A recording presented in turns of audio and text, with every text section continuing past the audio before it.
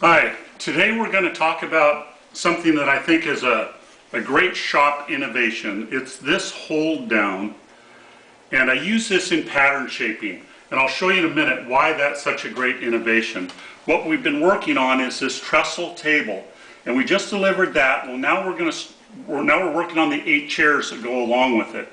And in these chairs, some of these parts, like this back leg, is a complicated part. So from one dimension, you can see it's bent like this, and then from the side dimension, it's bent like this. So how do we get all 16 of these legs to be exactly the same?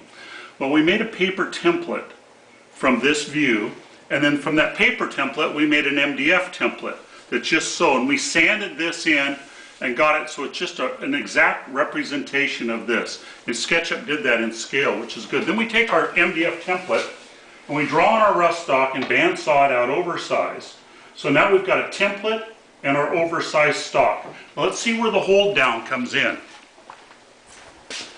What I used to do in the past, I would make a template, and then I'd have to make a very complicated fixture to hold the workpiece, and then I'd have to make another complicated fixture to hold it the other way in order to shape it.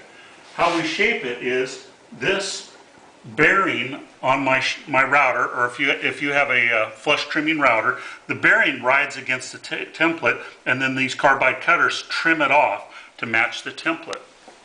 So what we do is we take our hold downs, here I have 4 of them, they're all basically the same, and you put your workpiece on here, sit it on these little shelves of the holder, and put in our template, and then these have to be up a little bit.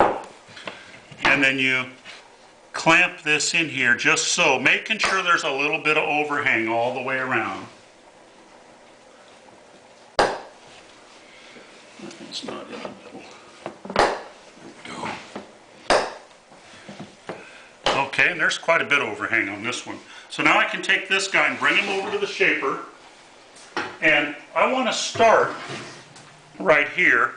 Go across the end grain because this might chip right here in this corner. So if I need to, then I can move my template over and trim again to get any chips off. So let's see how we go. And when we go across that end grain, we can listen for chips.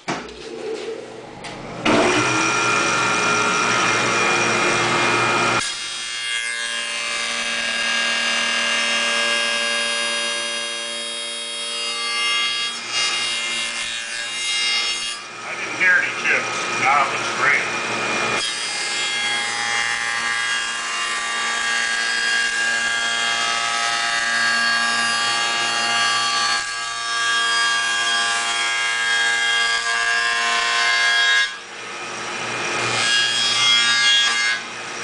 A little bump there.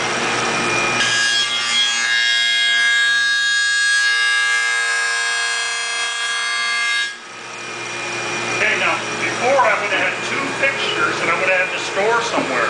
Now I only have to store the actual template, and all my hold downs that I'm really proud of, they just hang on the wall ready for the next chair, the next thing I need to pattern shape. Just make sure that when you swing them over that it's still flush. Now we'll trim the other side.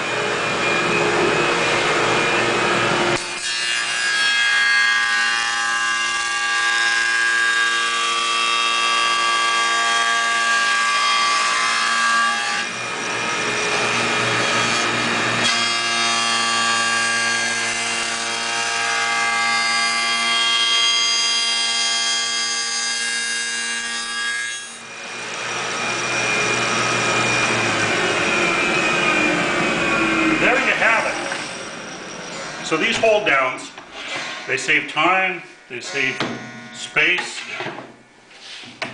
and they put a smile on my face. Sorry about the poetry. But these legs, they come out really super.